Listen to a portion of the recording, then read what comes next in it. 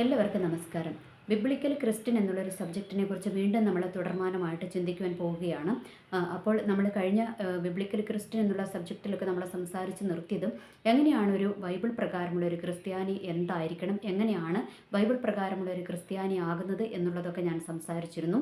അപ്പോൾ ആദ്യപടിയായിട്ട് നമ്മൾ പറഞ്ഞു യേശുക്രിസ്തുവിനെ രക്ഷകനാഥനുമായിട്ട് സ്വീകരിക്കണം, നമ്മൾ രക്ഷിക്കപ്പെട്ട് സ്നാനപ്പെടണം, നമ്മൾ എന്ത് ചെയ്യണം, പിന്നെ അഭിഷേകം പ്രാപിക്കണം, പ്രാർത്ഥിക്കണം, ഇതൊക്കെ നമ്മൾ പറഞ്ഞിരുന്നു. ഓക്കെ, ഇനി അടുത്തത് എന്താണ് നമ്മളുടെ ജീവിതത്തിൽ നമ്മൾ ചെയ്യേണ്ട ഏറ്റവും പ്രധാനപ്പെട്ട ഒരു കാര്യമാണ് നമ്മൾ ദൈവവചനത്തിൽ ഉറപ്പുള്ളവരായിരിക്കണം. ദൈവത്തിൻ്റെ വചനം വായിക്കുകയും പഠിക്കുകയും ഒക്കെ നമ്മൾ ചെയ്യണം. ആ വചനമാണ് നമ്മൾക്ക് വിശ്വാസത്തിൽ നമ്മളെ നിലനിർത്തുന്നത്. ഓക്കെ, കുറേ കഴിയുമ്പോൾ നമ്മൾ ആത്മാവിൽ ആരാധിച്ച് നമ്മൾ മടുക്കും, കുറേ കഴിയുമ്പോൾ നമ്മൾക്ക് പ്രാർത്ഥിച്ച് മടുക്കും. അപ്പോൾ നമ്മൾക്കൊരു മടുപ്പൊന്നുമില്ലാതെ നമ്മുടെ ജീവിതത്തിൻ്റെ അല്ലെങ്കിൽ ആത്മീയ ജീവിതത്തിൻ്റെ ഒരു ഉന്നതികളിലേക്ക് നമ്മളെ കൊണ്ടുപോകുന്നതാണ് ദൈവത്തിൻ്റെ വചനം. അപ്പോൾ ദൈവത്തിൻ്റെ വചനമാണ് ഒരു ക്രിസ്ത്യാനിയുടെ അടിസ്ഥാനം എന്ന് പറയുന്നത്. ഓക്കെ, അപ്പോൾ ദൈവത്തിൻ്റെ വചനം നമ്മൾ എന്ത് ചെയ്യണം?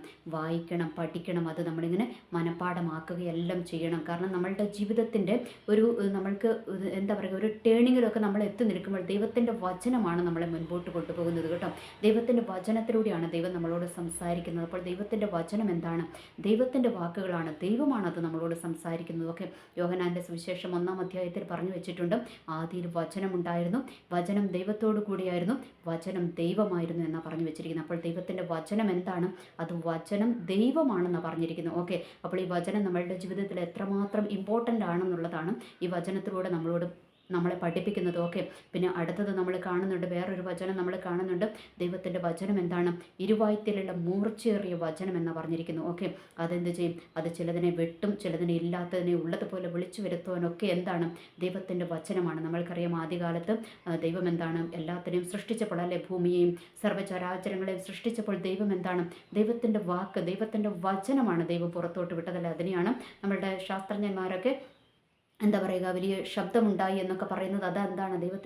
ദൈവത്തിൻ്റെ ആ ഒരു വചനത്തെയാണ് പറയുന്നത്. ദൈവത്തിൻ്റെ വായിൽ നിന്ന് വീണ ആ ഒരു വചനത്തെയാണ് അവരങ്ങനെ പറയുന്നത്. ഓക്കെ, എനിവേ, എന്തായാലും നമ്മുടെ ടോപ്പിക് അതല്ലല്ലോ. അപ്പോൾ നമ്മൾ പറഞ്ഞു വരുന്നത് ദൈവത്തിൻ്റെ വചനത്തിൻ്റെ ഇമ്പോർട്ടൻ്റ് ആണ്. ഓക്കെ, അപ്പോൾ ദൈവത്തിൻ്റെ വചനം എന്താണ്? വചനം ദൈവമാണ്. പിന്നെ അടുത്തത് നെക്സ്റ്റ് എന്താ പറഞ്ഞിരിക്കുന്നത്? ആ വചനം ജീവനാണ്. ദൈവത്തിൻ്റെ വചനം ജീവനുള്ളതാണ് കേട്ടോ. അത് ചുമ്മാ ഇങ്ങനെ നമ്മൾ സാധാരണ ഒരു അച്ചടി പുസ്തകം വായിക്കുന്നത് പോലെയല്ല. അതെന്താണ്? ദൈവമാണ്, അത് ജീവനാണ്. പിന്നെ അടുത്തത് എന്താണ്? അത് വെളിച്ചമാണെന്ന് പറഞ്ഞിരിക്കുന്നു. ഓക്കെ, അപ്പോൾ ഇരുൾ മൂടിയ നമ്മളുടെ ജീവിതത്തിൽ വെളിച്ചമായിട്ട് കടന്നു വരുന്നതാണ് എന്തും? ദൈവത്തിൻ്റെ വചനം. അപ്പോൾ നമ്മൾക്കറിയാം, നമ്മളുടെ ജീവിതത്തിൽ നമ്മൾ തകർന്നിരിക്കുന്ന ചില സമയങ്ങളുണ്ടാകും. അപ്പോൾ നമ്മൾക്ക് പ്രാർത്ഥിക്കുവാൻ ഒന്നിനും കഴിയാതിരിക്കുമ്പോൾ ചില വചനമായിരിക്കും ദൈവം നമ്മളോട് ഇടപെടുന്നത്. അപ്പോൾ ആ വചനം ഇടപെട്ട് കഴിയുമ്പോഴായിരിക്കും നമ്മൾ പെട്ടെന്നൊരു ഉയർത്തെഴുന്നേൽപ്പ് നമ്മളുടെ ജീവിതത്തിൽ ഉണ്ടാകും, അല്ലെ, നമ്മൾക്ക് പ്രാർത്ഥിക്കുവാനും ഒരു ഉന്മേഷമൊക്കെ നമ്മളുടെ ജീവിതത്തിൽ വരും. അപ്പോൾ ഈ വചനം നമ്മളോട് ഇടപെടണമെങ്കിൽ നമ്മൾക്ക് എന്തറിഞ്ഞിരിക്കണം? നമ്മൾക്ക് വചനം അറിഞ്ഞിരിക്കണം. അപ്പോഴാണ് ആ വചനം നമ്മൾ പഠിച്ചിരിക്കണം, ആ വചനത്തിലൂടെ നമ്മൾ സഞ്ചരിക്കുന്നവരായിരിക്കണം. അപ്പോഴാണ് നമ്മൾക്ക് എന്ത് വരുന്നത്? ദൈവത്തിൻ്റെ വചനം നമ്മളോട് ഇടപെടത്തുള്ളൂ എന്നുള്ള കാര്യം നമ്മൾ ഓർക്കുക. ഓക്കെ, അപ്പോൾ ഇനി അടുത്തത് പറഞ്ഞാൽ നമ്മൾ ആ യോഹന്നാൻ്റെ സുവിശേഷത്തിനകത്ത് തന്നെ നമ്മൾ കാണുന്നുണ്ട്, യേശു ക്രിസ്തുവിനെ സഞ്ചരിച്ചു കൊണ്ടിരിക്കുമ്പോൾ ശിഷ്യന്മാരെയൊക്കെ ഇങ്ങനെ യേശു ക്രിസ്തു കൂടത്തെ കൂട്ടുന്നുണ്ടല്ലേ. അപ്പോൾ പീലിപ്പോസിനെ കണ്ട് പീലിപ്പോസിനെ കൂട്ടി. അപ്പോൾ ഈ പീലിപ്പോസിനെ കൂട്ടിയപ്പോൾ പീലിപ്പോസ് എന്ത് ചെയ്തെന്നറിയാവോ? യേശു ക്രിസ്തുവിൻ്റെ ഒരു ശിഷ്യനാണ് പീലിപ്പോസ്. അപ്പോൾ ശിഷ്യനായ പീലിപ്പോസ് എന്ത് ചെയ്തു?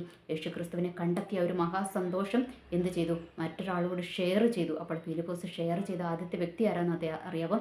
നഥാനിയേൽ എന്ന് പറയുന്ന ഒരു വ്യക്തിയോടാണ് പറഞ്ഞിരിക്കുന്നത്. നഥാനിയേലിനോട് പറഞ്ഞു, ഞാൻ ഇങ്ങനെയൊരു, നമ്മളൊക്കെ പ്രതീക്ഷിച്ചിരിക്കുകയില്ലായിരുന്നു, നമ്മളുടെ ഇരുൾ മൂടി ഈ ജീവിതത്തിൽ, നമ്മളുടെ അടിമത്തത്തിൽ നിന്നും നമ്മളെ വിടുവിക്കുവാൻ ഒരു രക്ഷകൻ വരുമെന്ന് നമ്മൾ വചനത്തിലൊക്കെ വായിച്ചിട്ടുണ്ടല്ലോ, നമ്മുടെ പ്രവാചക പുസ്തകങ്ങളിലൊക്കെ നമ്മൾ വായിച്ചിട്ടുണ്ടല്ലോ. ആ രക്ഷകനെ ഞാൻ കണ്ടെത്തിയിരിക്കുകയാണ് എന്നും നഥാനിയേലിനോട് പറഞ്ഞു. താൻ കണ്ടെത്തിയ ഒരു രക്ഷ ആരോട് പറഞ്ഞു? മറ്റൊരാളോട് ഷെയർ ചെയ്തു. അപ്പോൾ നഥാനിയേലോട് പറഞ്ഞപ്പോൾ നഥാനിയേൽ ചോദിച്ചു, പുള്ളി എവിടെ നിന്നാണ് വരുന്നതെന്ന് ചോദിച്ചു. അന്നേരം പറഞ്ഞു, നസ്രത്തിൽ നിന്നാണ് വരുന്നതെന്ന് പറഞ്ഞു. അപ്പോൾ ഈ നഥാനിയേൽ ചോദിച്ചു, നസ്രത്തിൽ നിന്ന് വല്ല നന്മയും വരുമെന്ന് ചോദിച്ചു. കാരണം ഈ ഇസ്രയേലിലുള്ള നസ്രത്ത് എന്ന് പറയുന്ന പട്ടണത്തിനൊരു പ്രത്യേകത ഉണ്ടായിരുന്നു കേട്ടോ.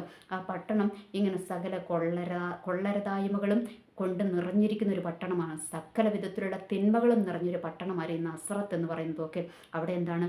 ഇരുൾ മൂടിക്കിടക്കുന്ന ഒരു അന്തരീക്ഷമാണ് ഈ നസ്രത്തിനുള്ളത്. ഓക്കെ, അവിടുത്തെ ആൾക്കാരുടെ ആ ഒരു പ്രവർത്തനങ്ങളെക്കുറിച്ചൊക്കെയാണ് പറഞ്ഞിരിക്കുന്നത്. അങ്ങനെ ഒരു ഇരുൾ മൂടി പിശാചിൻ്റെ പിടിയിൽ അകപ്പെട്ട് കിടക്കുന്ന ഒരു പട്ടണമാണ് ഈ നസ്രത്ത് എന്ന് പറയുന്നത്. ഓക്കെ, അപ്പോൾ അതുകൊണ്ടാണ് നഥാനിയേൽ ചോദിച്ചതും ഈ നസ്രത്തിൽ നിന്ന് വല്ല നന്മയും വരുമോ എന്ന് ചോദിച്ചു. അപ്പോഴാണ് ഫിലിപ്പോസ് പറഞ്ഞു, ഞാൻ പറഞ്ഞാൽ നിനക്കത് മനസ്സിലാകത്തില്ല, നീ വന്ന് കാൺമീൻ എന്ന് പറഞ്ഞു. അപ്പോൾ നഥാനിയേലിനെ കണ്ടപാടെ യേശുക്രിസ്തു എന്താ പറഞ്ഞതെന്നറിയാവോ?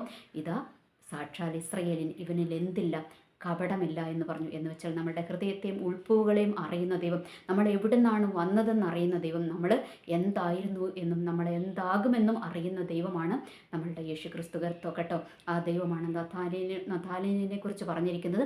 ഇവന് സാക്ഷാൽ ഇസ്രയേലിനാണ്, ഇവനൊരു കപടമില്ല എന്നൊരു സ്റ്റേറ്റ്മെൻറ്റ് നഥാനിയേലിനെ കുറിച്ച് ദൈവം പറഞ്ഞിരിക്കുകയാണ്. അപ്പോൾ നഥാനിയേൽ ചോദിച്ചു യേശുക്രിസ്തുവിനോട്, നീ എങ്ങനെ എന്നെ അറിയുമെന്ന് ചോദിച്ചു. അപ്പോൾ ഫിലിപ്പോസ് നിന്നെ വിളിക്കുന്നതിന് മുൻപേ നീ എവിടെ ഇരുന്നു? നീ അത്തിയുടെ ചോട്ടിൽ ഇരുന്നപ്പോഴേ നിന്നെ ഞാൻ കണ്ടു എന്ന് പറഞ്ഞു. ഓക്കെ, അപ്പോൾ നമ്മളുടെ ദൈവം ആരാണ്, നമ്മൾ എവിടെ ഇരിക്കുന്നു എന്നുള്ളതൊക്കെ നമ്മുടെ ദൈവം അറിയുന്നുണ്ട് കേട്ടോ. നമ്മൾ ആരാണെന്നും നമ്മൾ എന്താണെന്നും നമ്മൾ എവിടെയാണ് ഇരിക്കുന്നതെന്നും നമ്മളുടെ ആ ഒരു സിറ്റുവേഷൻ മുഴുവൻ അറിയുന്ന ഒരു ദൈവമാണ് നമ്മളുടെ ദൈവം എന്നുള്ള കാര്യം നമ്മൾ മറക്കാതിരിക്കുക. ഓക്കെ, മറ്റാരും നമ്മളെ അറിയണമെന്നില്ല. നമ്മളുടെ കൂടെയുള്ളവരോ നമ്മളുടെ പേരൻസോ നമ്മളുടെ സുഹൃത്തുക്കളോ നമ്മൾ ജോലി ചെയ്യുന്ന ഇടത്തുള്ളവരോ ആരും നമ്മളെ അറിയണമെന്നില്ല. ഓക്കെ, അപ്പോൾ അവരൊക്കെ നമ്മൾ പറഞ്ഞാലേ ചിലപ്പോൾ നമ്മളെക്കുറിച്ച് അറിയത്തുള്ളൂ. എന്നാൽ നമ്മൾ പറയാതെ തന്നെ നമ്മളെ അറിയുന്ന ഒരു ദൈവമാണ് ആരും ഈ യേശുക്രിസ്തു എന്ന ദൈവം. അത് നമ്മൾ ഓർക്കുക. ഓക്കെ, നമ്മളെ അറിയുന്ന ദൈവം, നമ്മളൊന്ന് ആ ദൈവത്തിൻ്റെ അടുത്തോട്ട് നമ്മളൊന്ന് ചെന്നാൽ മതി, നമ്മളുടെ മുഴുവൻ കാര്യങ്ങളെ അറിയുന്ന ദൈവമാണ്. ആ ദൈവത്തിന് അറിയാം എവിടെ വെച്ച് നമ്മളിൽ രൂപാന്തരം വരുത്തണം, എവിടെ വെച്ച് നമ്മളെ വിടുവിക്കണം, എവിടെ നിന്ന് നമ്മളിൽ തുടങ്ങണമെന്ന് ദൈവത്തിന് അറിയാം കേട്ടോ. അതുകൊണ്ട് നമ്മൾ എവിടെ നിന്ന് വന്നു എന്നറിയുന്നവനെ നമ്മൾക്ക് ഇനി വേണ്ടുന്നത് ചെയ്തു തരുവാനും കഴിയത്തുള്ളൂ. ഓക്കെ, അപ്പോൾ ആ ദൈവത്തിന് നമ്മളെ അറിയാമെന്നുള്ള കാര്യം നമ്മൾ മറക്കാതിരിക്കുക. ഓക്കെ, അപ്പോൾ ഈ നസ്രത്ത് എന്ന പട്ടണം അല്ലേ, ആർക്ക് വിടുവിക്കുവാൻ കഴിയത്തില്ല എന്ന് വിചാരിച്ചും എല്ലാവരും തള്ളപ്പെട്ട് ശപിക്കപ്പെട്ട് തള്ളിക്കളഞ്ഞ ഒരു പട്ടണമാണ് നസ്രത്ത്. ആ നസ്രയനായിട്ട് യേശുക്രിസ്തു അറിയപ്പെടുന്നു. ആ നസ്രത്തിൽ നിന്നാണ് യേശുക്രിസ്തു വന്നത്. കാരണം എന്താണ്?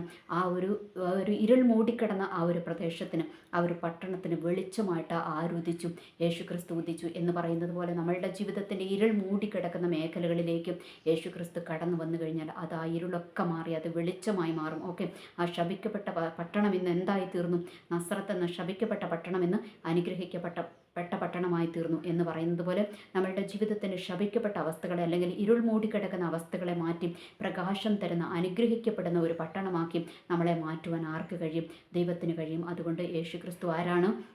വെളിച്ചമാണ്. ആ വെളിച്ചത്തെ കണ്ടെത്തുവാൻ, ആ വെളിച്ചത്തെ സ്വീകരിക്കുവാൻ നമ്മൾ ഒരുക്കമുള്ളവരായിരിക്കുക, തയ്യാറായിരിക്കുക. നമ്മളൊന്ന് ചെന്നാൽ മതി. ദൈവം നമ്മളെ, ആ ദൈവത്തെ തേടി ഒന്ന് നമ്മൾ ചെന്നാൽ മതി. ആ ദൈവം നമ്മളെ മുഴുവൻ അറിയുക മാത്രമല്ല, നമ്മളെ രൂപാന്തരം വരും, നമ്മളെ മാറ്റും, നമ്മളുടെ ആ ഒരു ഇരുളിനെയൊക്കെ മാറ്റി പ്രകാശമാക്കി തീർക്കുവാൻ, നമ്മളെ ഒരു പ്രകാശമാക്കി തീർക്കുവാൻ ദൈവത്തിന് കഴിയും എന്നുള്ള കാര്യം മറക്കാതിരിക്കുക.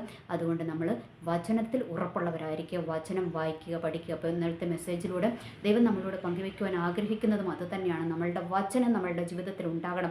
മറ്റെന്തുണ്ടായിട്ടും കാര്യമില്ല, നമ്മൾ വചനം പഠിക്കണം, വചനത്തിൽ നമ്മൾ ഉറയ്ക്കണം, വചനം നമ്മൾ റിപ്പീറ്റ് ചെയ്യണം. അപ്പോൾ ഈ വചനമാകുന്ന ദൈവം നമ്മളിൽ ക്രിയ ചെയ്യും എന്നുള്ള കാര്യം നമ്മൾ മറക്കാതിരിക്കുക. നമ്മളുടെ ജീവിതത്തിൻ്റെ ഏത് അവസ്ഥകളിലേക്കും, ഇരുൾ മൂടിയിരിക്കുന്ന അവസ്ഥകളിലേക്ക് കടന്നു വന്നും ആ ഇരുൾ മൂടിയിരിക്കുന്ന അവസ്ഥകളെയൊക്കെ വെളിച്ചമാക്കി മാറ്റുവാൻ കഴിയുന്ന ദൈവമാണ് യേശുക്രിസ്തു എന്നുള്ള കാര്യവും നമ്മൾ മറക്കാതിരിക്കുക. അപ്പോൾ ഈ രണ്ട് കാര്യം നമ്മൾ ഓർക്കുക, വചനം വായിക്കുക, നമ്മളുടെ ജീവിതത്തിലേക്ക് വെളിച്ചമായി കടന്നു വരുന്ന ദൈവത്തെ നമ്മൾ സ്വീകരിക്കുവാൻ തയ്യാറാവുക. എനിവേ, എല്ലാവർക്കും നല്ലൊരു ദിവസം ആശംസിക്കുന്നു. നന്ദി, നമസ്കാരം.